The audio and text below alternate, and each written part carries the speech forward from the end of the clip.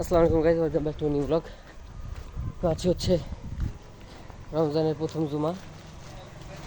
তো এটা আর কি, তো নামাজে যাইতেছি।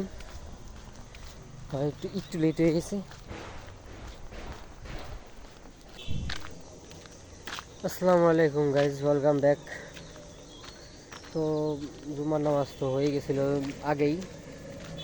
এখন আসলাম হচ্ছে একটু যে এই স্কুল মাঠে।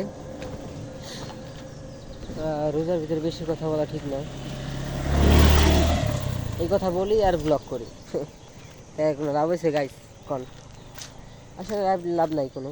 এই স্কুল মাঠে ছিলাম, একটু বোরিং লাগতেছিল, যার কারণে আর কি মানে এই জায়গায় আসে একটু দাঁড়াইলাম, দাঁড়াইয়া ভিডিও বানাইয়া এখন যাব ইফতারি আনতে যাব।